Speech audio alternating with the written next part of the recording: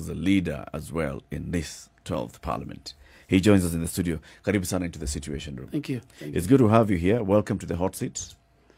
Yeah, asante sana. Good to be here. It's been a while. Finally. We've been wanting to host you, and we've been having this conversation, but things keep happening. But karibu. Asante sana. Familiar. I took a break from many things. Yeah, after I exited the coveted constitutional office. So I had to go back and re-strategize, and one of the things I'm doing is I'm writing my memo. So that will be interesting. Yeah. So hopefully next year, just 2 months to the election, I want to launch that memo. That will be an interesting one to look at. So you're busy. You're keeping yourself trying busy. to put down what many people don't want to say about the politics of Jubilee, the coveted office of Parliament, and many things. The politics of deceit and betrayal. So it will be a very interesting book, I hope so. Maybe the readers will tell me. Oh, yes. Yeah. We will be here, and we'll look forward to reading that book. But I'm back now.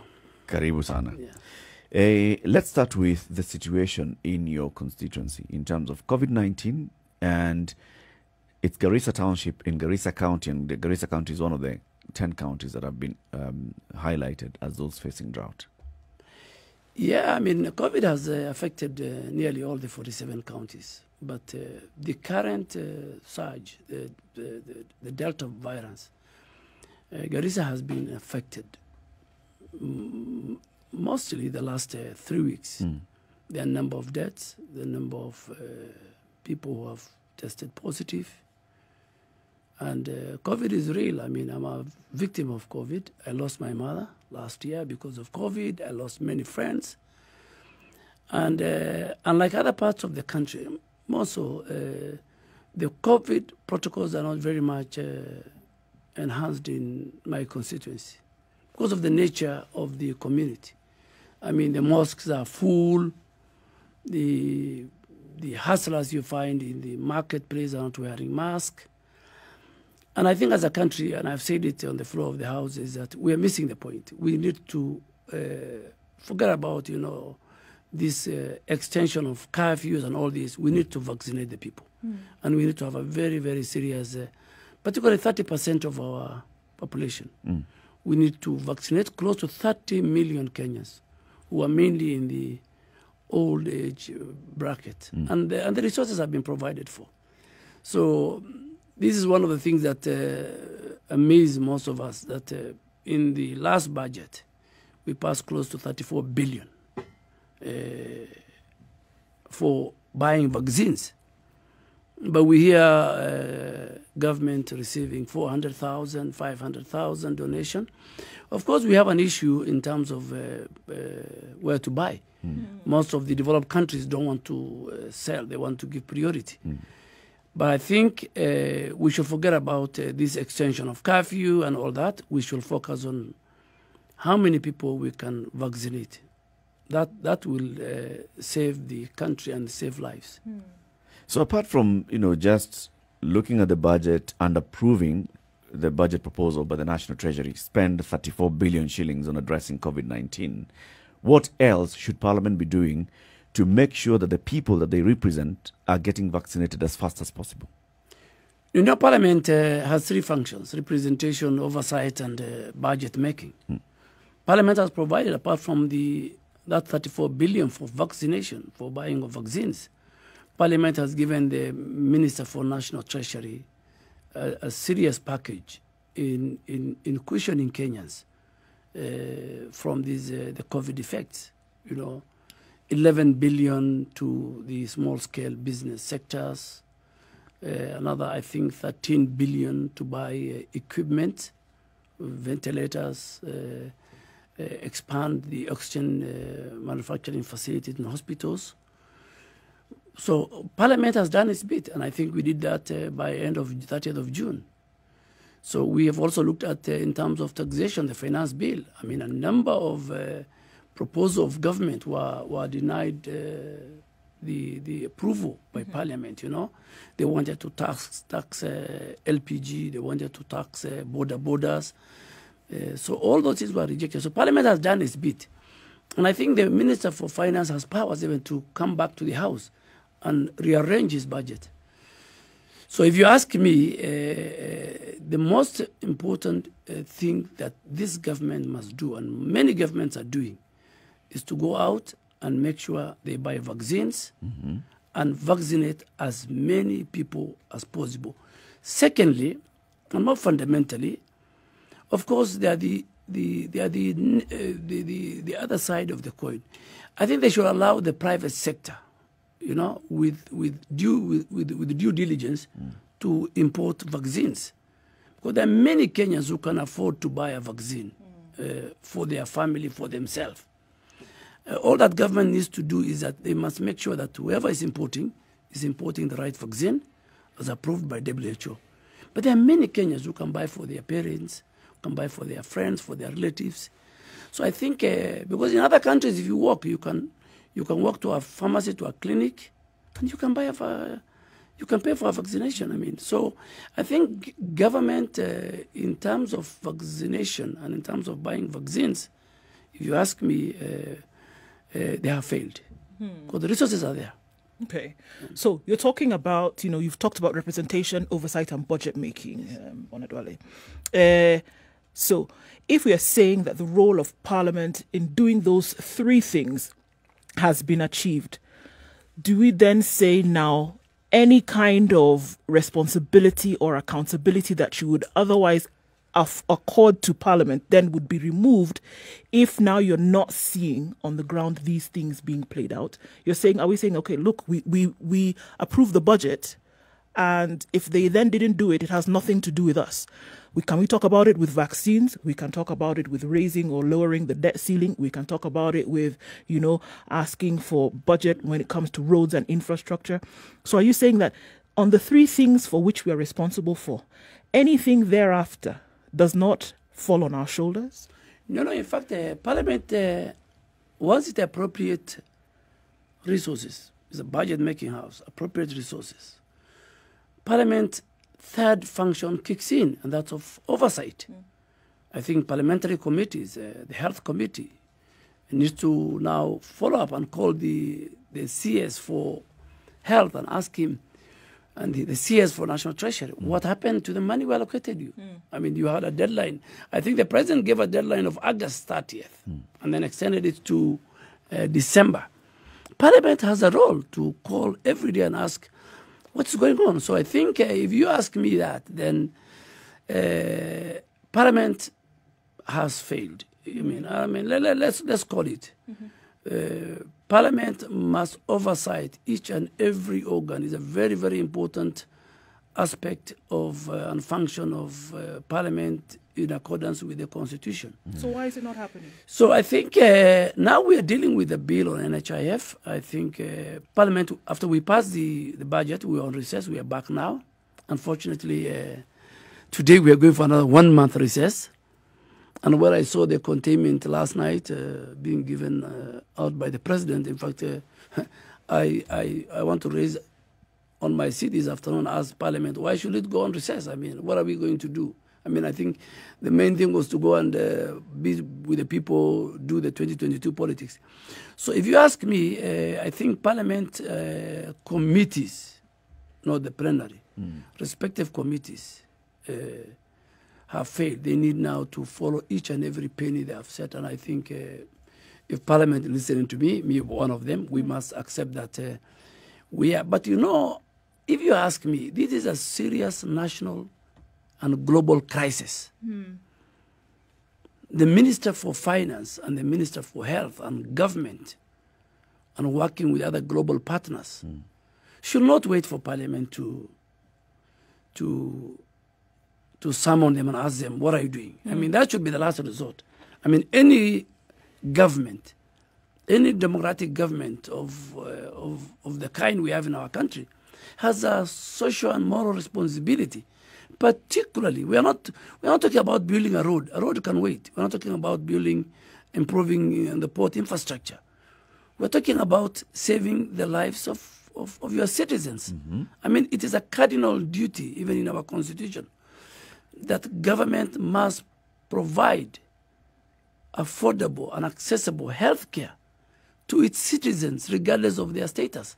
So I think Parliament will come where government has failed, but I am not seeing, you know, all that I'm seeing from government, unfortunately, the last 1.5 years, is just to extend the curfew time and do it 60 days. I don't know why they do 60 days. We should even get used to 45, 50. So it's what's like the magic of 60? I don't know what's the magic about the 60. We are not told which are the hotspots. We are not told how many we have vaccinated, how many have got the first jab, how many have got the second jab, how many. In fact, if you ask me, even the data that the Ministry of Health gives, in my opinion, is not a factual data. And I'll give you an example. I contracted COVID in, I think, September last year, around August, particularly when my mom was sick. And I remember when I went for the first test, the people from the Ministry of Health used to call me every day. Aden Duale, where are you? I'm at home. How's your family? Are you isolated? You know? Yep. And there used to be an update. And I remember the 11th day, because I didn't fall sick. The 11th day, they told me, if you have not seen anything serious, you can go back to work. But the last 3 weeks, 1 month, I had many friends and neighbors who contracted COVID. Nobody's calling them. They're on home-based care and no more Nobody's follow-ups. calling them. Nobody's monitoring them. And I had to ask even a neighbor yesterday, do you receive calls? He says, nobody. I mean, he has been there for the last 2 weeks at home. So I think there's a liturgy. So I think the whole system has just withdrawn to giving us numbers through 411. After 60 days, coming back to us, the president telling us 60 days, no public gathering. And I think it is very, very shameful that a government can give an order. And the same next day, the same people who break are the top leadership of this country, including myself. I think, so in fact, I looked at the president last night and I said, give me a break. What is the president saying? Today, ODM has a huge function in Homa Bay. Yes. I am sure the deputy president will have his usual crowd in Karen. I'm sure by Saturday you'll see a crowd. So it looks like It's just ticking boxes. It's just, let's say because we ought to say. You know, Mheshimiwa, there's something you mentioned, and there's a lot of truth in it with regards to the vaccines. Let me just give an alternate perspective. You see, countries like South Africa participated in the development of this vaccine, like we did. We also participated in it. Now, where perhaps the government failed at that point was in the negotiation process. South Africa has never complained of having a problem with vaccines because the very people whose vaccine they were helping process and test, they arrived at that arrangement. Israel did the same thing. We were part of that process, but somehow we didn't negotiate well enough to be able to receive. That's one. The other thing is, the vaccines we have throughout the world right now are actually for emergency use authorization. And what that means is that they've looked around, you have a serious condition that is threatening mankind, that's why they're calling it a pandemic, and there is nothing in the market that is authorized, which has gone through all the required authorization tests that is available.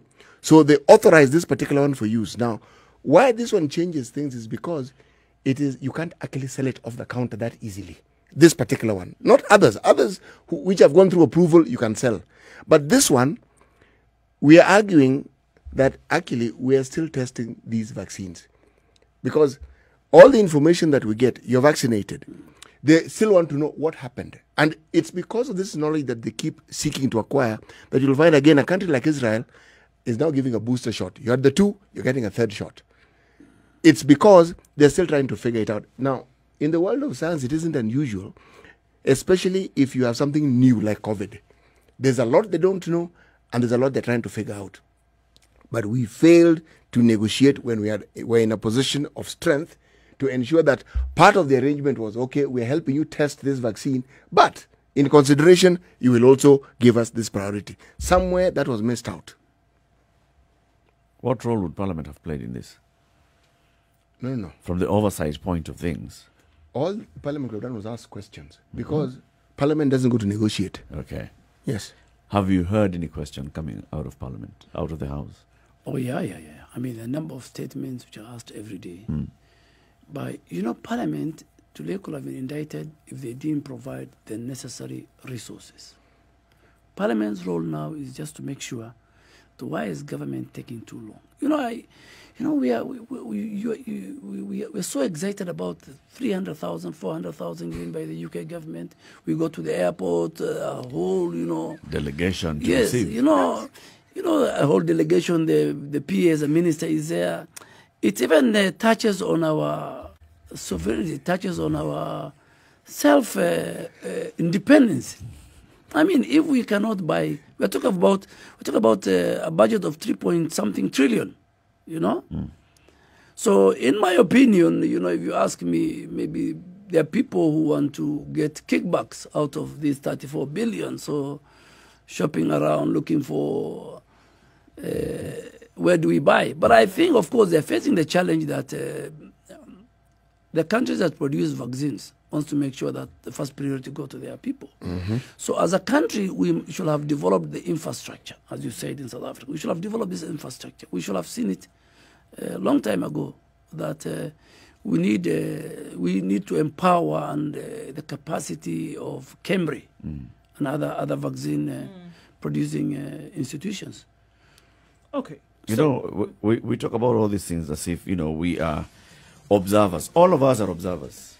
We, the citizens, are observers. Whenever we speak to a member of parliament, they speak to us as if they are also observers. Whenever we speak to a minister, they speak to us as if, it's the other department that's supposed to be doing something. But we want to come back and ask the specific role and duty that parliament has had, especially under your leadership, in making sure that these things, we have structures in place to make sure that our government is responsive to the needs of the people at all times. But let's take a break now at 25 minutes after 8. We are live on KTN Home, on Spice FM and online with Aden Duale, Garissa Township MP, first leader of the majority in the National Assembly. He's here with us today, and we are asking ourselves, has the 12th Parliament delivered? And then, he was also leader of the 11th Parliament. We'll also look back at the tenure of the 11th Parliament. Good morning. Keep it right here. We'll be back shortly.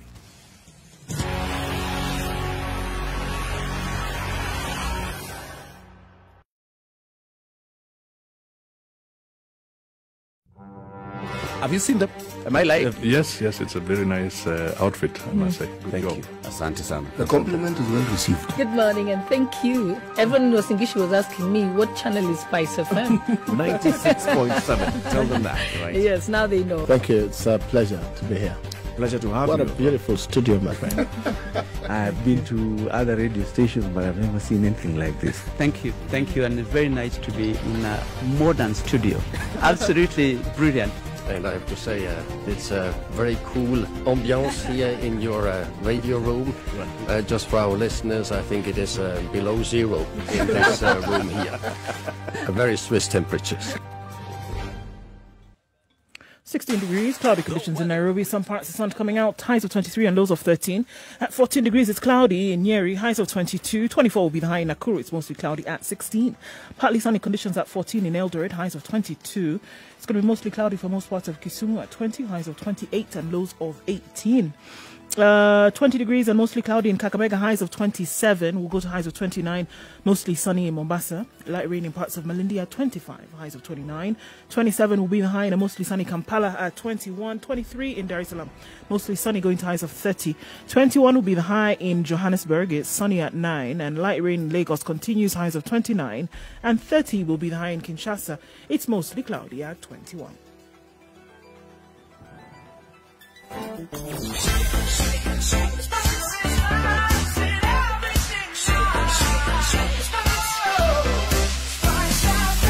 Spice up your life. right, still continues, guys. Hot and heavy, still in the middle of traffic hour this morning, and we see quite a lot of traffic on Mombasa Road. They're still looking at the same thing coming off of Thika Road. Eastern Bypass, however, will take you off North Airport, Outer Ring, and out in that direction towards Thika Road, using the back way to get onto the superhighway, and then back in the other direction if you're coming towards Mombasa Road. Langata Road is still heavy, as is industrial area and other parts of the city this morning. So we're trying to traverse, get in and out. It looks like the best way to do this is go out in order to get in. Right in the middle of the CBD, quite a lot of traffic this morning, so let's watch out for that. If you don't have to be within the city centre, probably not necessary to do that right now. Uhuru Highway in both directions also is packed. 'Tis the time, 'tis the hour. Let's look at what it looks like in a short while. Spice FMKE on Twitter, text 40127.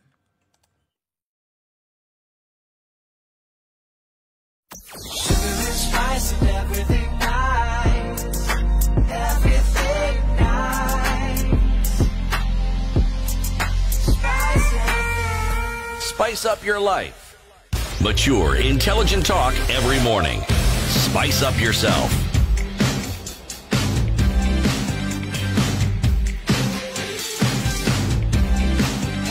Mornings done right. 94.4 Spice Very good morning FM, to you, wherever you're Nairobi. tuned in around the country, around the world. This is Kenya's biggest conversation, The Situation Room on Spice FM. In the room is CT Muga Nduoko, Eric Latif, and Aden Duale, former leader of the majority in the National Assembly, the first big boss of the National Assembly under the current constitution. We're talking about the things that are happening. The Parliament is helping the country steer through a global pandemic, and it's affecting all of us as a nation. You've said, yes, Parliament has approved when the National Treasury has come seeking funds. Parliament has approved when the Health Ministry has come seeking authorization to do a couple of things. But then, has Parliament followed up on whether these things are happening? We've had conversations like this before on this show, and we've even asked ourselves, has Parliament been captured? On the issue of whether the Health Ministry is addressing the matters, that the issues as they should be addressing them, we had a report, for example, by the Health Committee of the National Assembly on, okay, is the money being spent on the right things? There's the issue of the social protection funds. Have those funds gone to the right pockets? There's the issue of KEMSA. There's still an ongoing investigation so many months down the road by the Public Accounts Committee. And we sit back and ask ourselves, what are these people doing? What is it that people get up to go to Parliament to do on a daily basis if the loudest voices coming out of Parliament are not on getting things done right? You know, Eric, let me take you the situation and the scenario we're in. I mean, I had the opportunity to serve in the 10th Parliament, which was more like the Westminster model, where ministers were in the House and we had the backbench, which I served both as a minister, a deputy minister, and at the backbench. Then the 2010 Constitution brought a new architecture of a pure presidential system, where you have the majority and the minority. Now, the sad thing is that today we don't have the minority, ideally, quote unquote, the opposition in the House. All these things should have been raised by the opposition or the minority side of the House. Okay? Oversight in most parliamentary jurisdiction will be the key function of the minority side, the opposition. That's why they chair the oversight committees, the Public Accounts Committee, the Public Investment Committee, the Implementation Committee that makes sure every resolution of the House is implemented by government. Now, what we are having, the scenario we're having after the handshake, is that now we have two sides of the House that all work for government. Okay? So that's number one. So government, without any fear of contradiction, there is state capture of Parliament. Completely. You know, we must call a spade a spade. Chairs, for the first time, you'll find minority members of the House chairing committees that ideally should have been chaired by the government side, you know, the Education Committee, the Finance Committee. So the opposition now have gone to bed with government and they have shared even roles that ideally was for government, and you'll find now the opposition not raising issues of accountability and transparency. So that is one thing, because if you ask today, the leader of majority and the leader of minority they speak the same language on matters of national interest. I was watching the House of Commons last night on the matter of Afghanistan, and you could see the shadow minister for foreign affairs, the question and the issues that she was raising, and the question and the answers being given by the substantive minister for foreign affairs are two different things. You know, the shadow minister was putting the British government to task on its failure in working with the U.S. over the last 20 years. What have you done? How can your investment, both militarily and everything, can be undone within 11 days? So the scenario we have in Kenya, and the framers of our constitution make it very clear that the minority must, the question they bring, the statement they bring, the officer they bring, so that is not existing. And that's why you see the Public Investment Committee is not bringing the report of the KEMSA. I mean, it's now, I think, 1.5 years. I mean, a committee cannot sit. A committee within the reading of the standing order has a definite function. I'm a member of now the Public Accounts Committee, myself.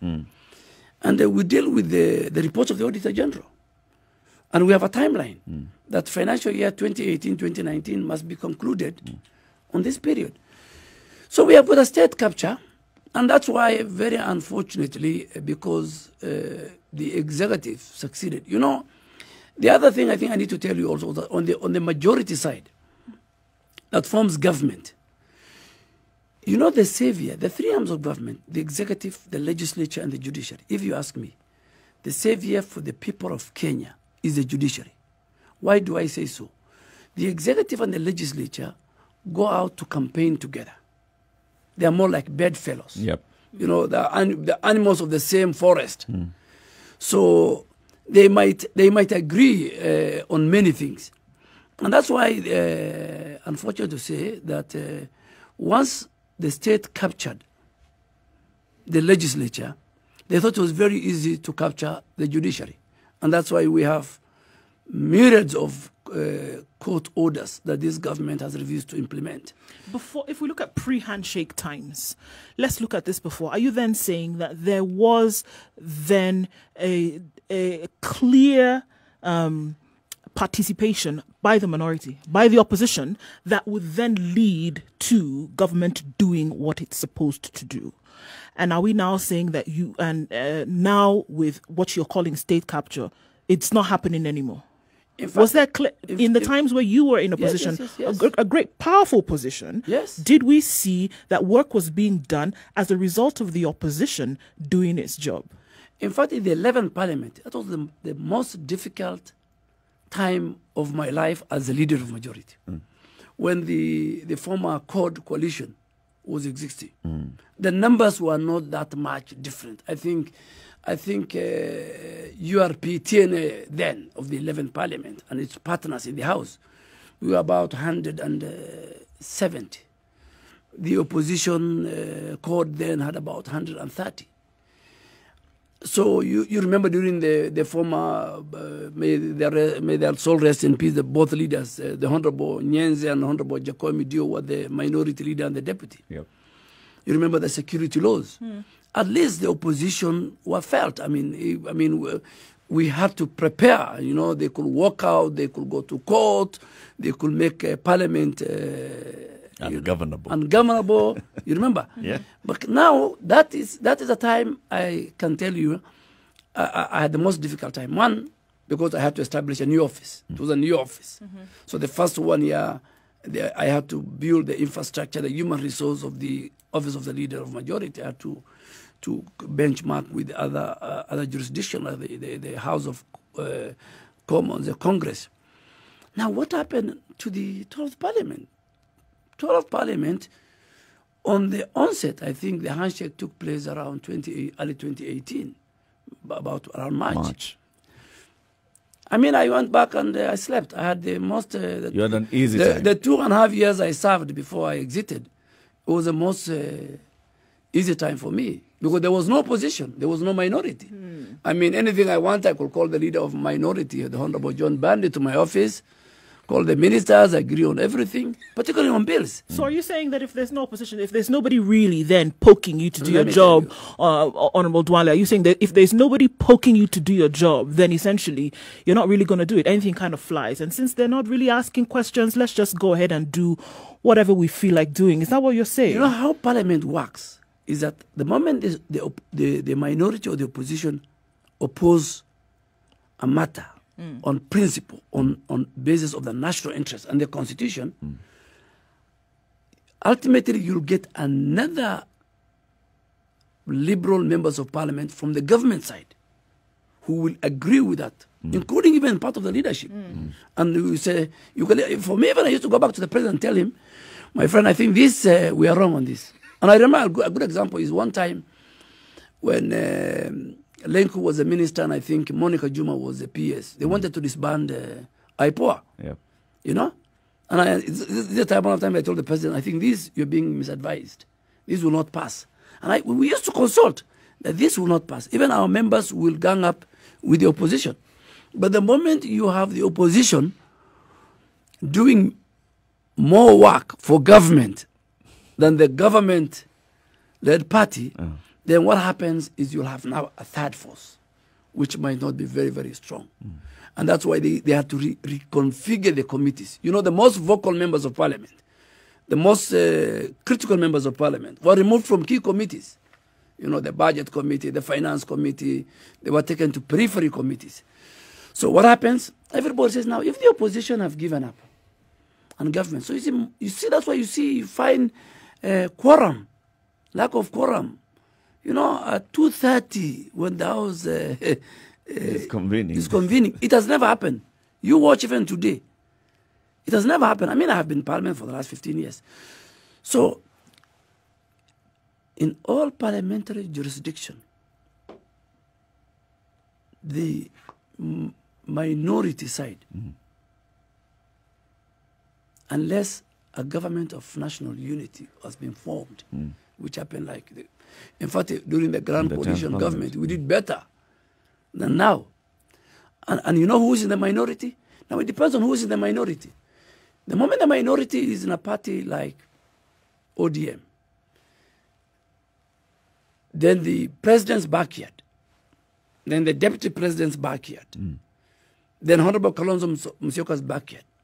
Most of those MPs who coalesce from those regions do not want to offend the position of the big boys who come from the region. Yeah. So what happens, either they abstain or they walk out during the very crucial, critical bills, or they vote for government. So if you ask me, the handshake, you know, there are people who talk about the handshake has brought peace, 1, 2, 3, harmony. 4. You know, 1, 2, 3, 4.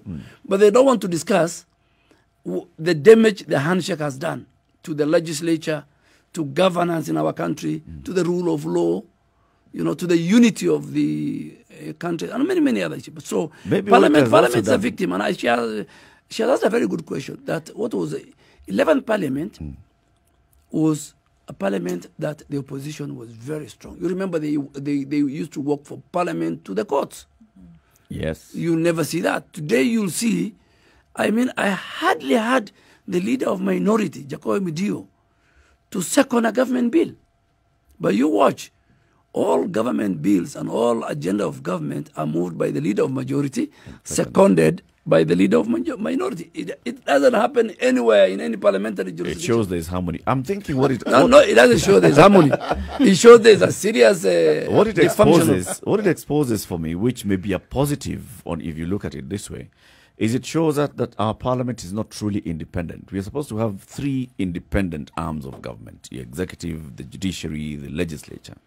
The legislature drawing its powers directly from the people, the executive doing the same, and also the judiciary doing the same.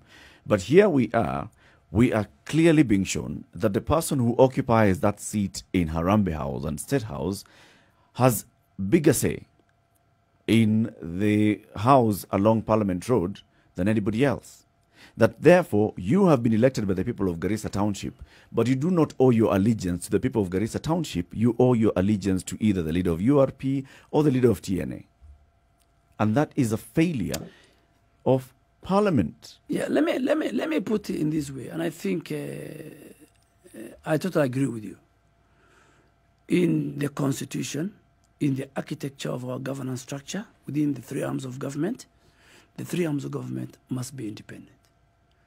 In fact, our Parliament, borrowing from a presidential system of government, no member of Parliament represents government there. No member of Parliament. You are there in Parliament to deal with the function given to you under Article 94, 95, 96, up to 97 for both houses. That you must oversight, you must represent your people, and you must legislate. And in legislation, you must look at what is offensive to your people, number one, to your region, to your community. In terms of representation, you must bring issues concerning your neighborhood until you reach issues of the country. And in oversight, you know, the architecture of our constitution has even given powers, all the powers of budget making to Parliament. When the minister tables his estimates, Parliament can throw it away and say, you have allocated more roads to this region, we are removing and we are putting here. These are more deserving. Because Parliament does what's called public participation, which is very central to our constitution. But as I told you earlier, parliamentarians, the legislature, and the executive do campaign together. They either look for to form the next, to grab power and form the next government. A group ends up in the opposition benches, and a group ends up in government. And there is the element of the ethnic politics. So there are people who come to Parliament, and every member of Parliament, when he comes to Parliament, he wants to make sure that he gets re-elected. And how do you get re-elected? Who has the resources? You have the powers. In fact, parliamentarians have the powers to allocate resources to their constituencies, including the CDF. But there is a bigger thing. Even me, when I was a leader of majority, I believed in it. That because we campaigned as an entity called Jubilee, we had a manifesto. We must consider how to fund that manifesto when we are dealing with the budget. It happens in all jurisdictions, even in the US. I mean, the Democrats will agree with the Biden administration in terms of what their manifesto was. But the scenario we have in our country, and I agree with the people, and I need to tell you that there was a capture in a number of senses. One, there's a certain segment and critical number of members of Parliament who come from constituencies where people are not elected on the basis of the individual and his capacity and his development record, but they're elected on the basis of the big boy from that region. Talk of the Rift Valley, Nyanza, Central Kenya, and maybe Ukambani. So those people, their leaders are outside the house, but so they will always do the bidding of the those bidding. leaders. So they must support it. They will even tell you that we have instructions. The way you feel, they don't have instructions from the people, but they have instructions from an individual. the individual. Right. That is one. Number two, then the moment, you know, like the Jubilee, now that it has disintegrated, and now I think it's not holding together. But when we were holding together, we had 172 members of Parliament. Okay? And when we have a very critical government bill, even if it is against the wishes of the people, they are whipped by the party leader, we have a PG, and we are told this is a position. So if out of the 172 members, if 100 are in the House, everything will pass. So I think the ethnic politics we have in our country, the big man syndrome we have within our political structure, also plays a very big role in how a member becomes independent. You know, Very few members.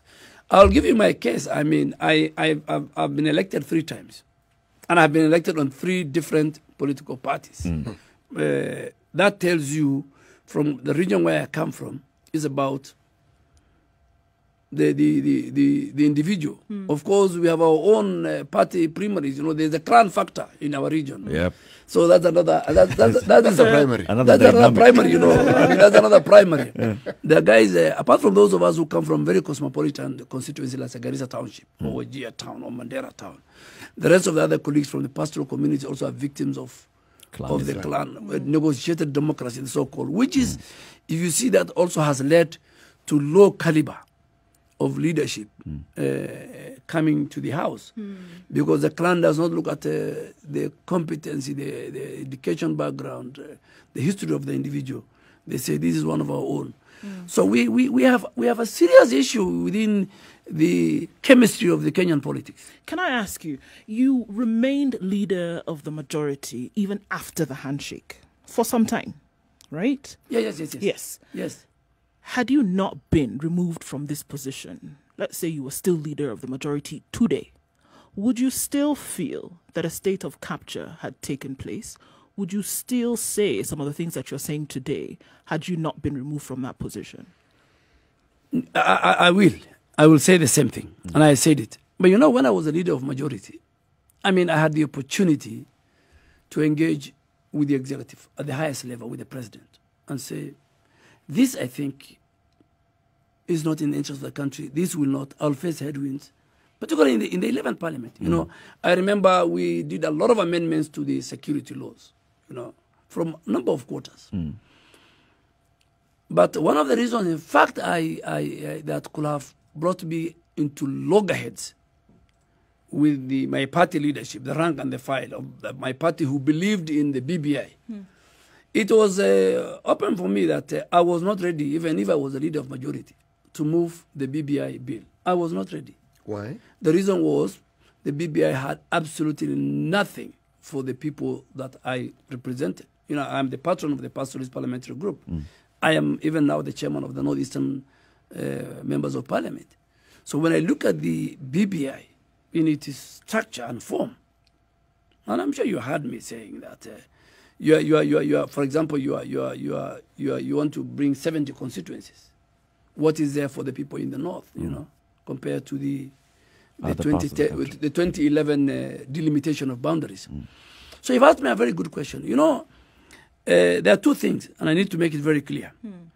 There are times when you hold a very coveted office, you have to balance. I mean, when you're the leader of majority, you're the leader of government business. So you have to juggle, as if you're holding the lever, as the late John Michuki used to say. But I had a history of both serving in government and then serving at the backbench in the 10th Parliament. If you ask me today, I mean, if you look at the statements I brought to Parliament from the issues of Kenya losing money and the failure of CMA, if you look at how the independent power producers, it's a very big inquiry now in Parliament, how the independent power producers are making Kenyans pay for extra power bills. If you look at the many Kenyans who are have no ID cards because of double registration.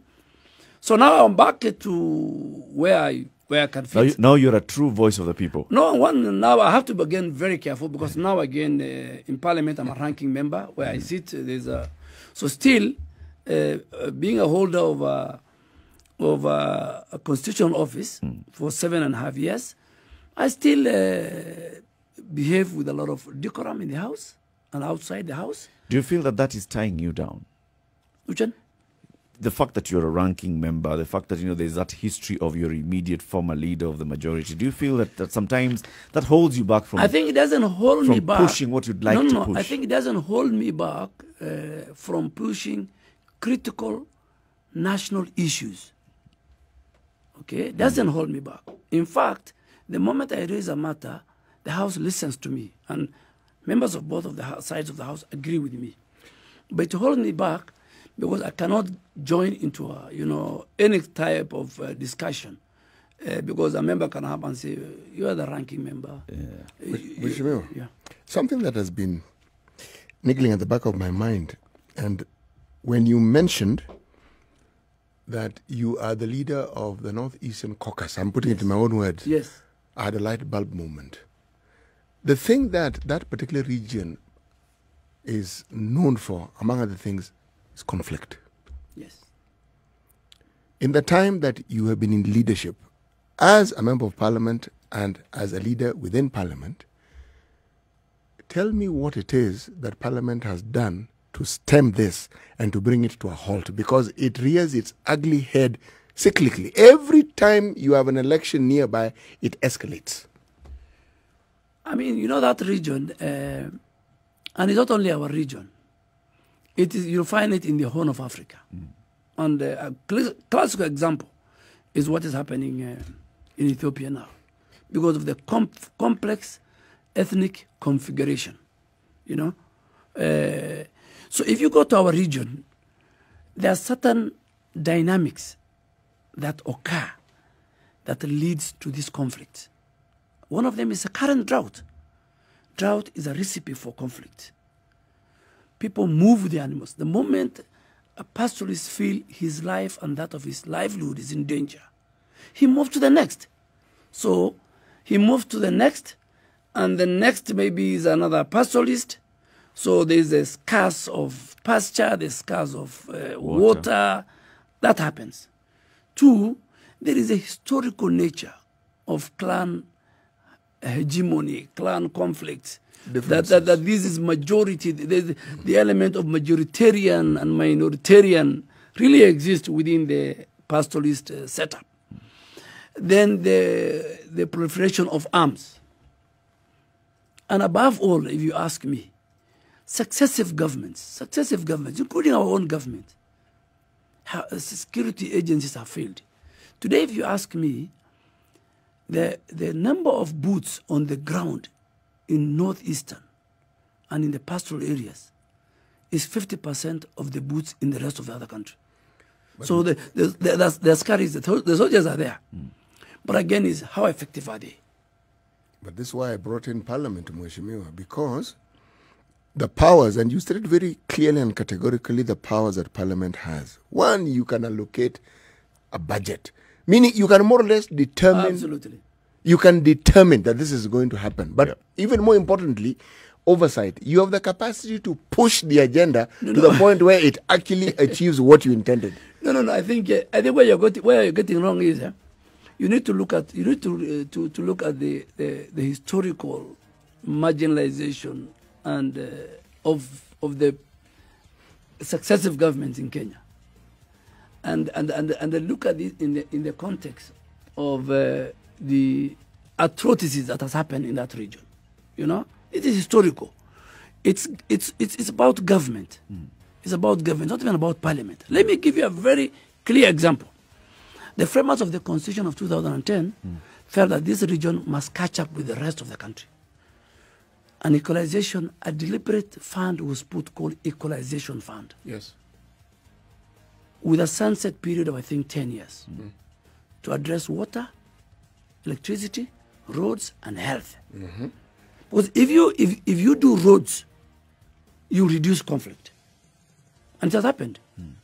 Government built the road between Nairobi and Garissa, built the road between Garissa and Modogash, Isiolo, all the way to Marsabit. There are no conflicts. It's even easier for security agents to reach to a conflict prone. Yes. That equalization fund, up to today, has not been actualized. Parliament has passed. Every year we put the budget. So it's a deliberate. And what have they done? I think 2 years ago what they did, they said, no, this is equalization. There are many other parts of Kenya that need to be equalized. So they diluted it. That's number two. You know, they talk of disarmament. Disarmament. You can't have, for example, in Nairobi, you can't have one part of Nairobi where guys have guns. But particularly with this government, so there's a deliberate government policy, successive government policy. The way, you know, I say, Coast region is known for drugs. How come successive governments don't want to deal with the drug menace unless government is part of that? So there's a systemic government failure, marginalization, even devolution. What has happened even in devolution is the first part year of our government, the 11th parliament, government used to release money to people. Don't be cheated. This administration, particularly these 5 years, you might blame governors. They have got their own issues of ethics and corruption. But they only receive, what do they receive? They only receive recurrent. You know, they only receive recurrent. They're not receiving the money that they should be receiving. They all got the national treasury. So, but I agree with you, the issue of, and I think you need to read many people who have written about the systemic marginalization of people in the North. And that, today, if you ask me the North, and you guys are aware, schools have been closed for the last 3 years because of insecurity. Health centers. In fact, Garissa County, 67% of the children of Garissa County, school-going children, are in my constituency. Because all the other 5 constituencies, they either border Ethiopia or Somalia. So schools have closed. Health centers are not there. People cannot move. There is the element of insecurity. So there's a lot of dejection. You come here, some don't get their ID cards.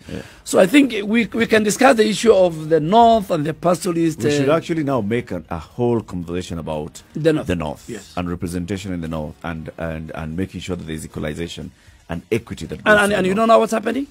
And then, you know, the most absurd thing Watch out. Is the president calling a few guys from the big tribes and say we can form the next government and leave out 70% of Kenyan landmass. Thank you for joining us, Duale.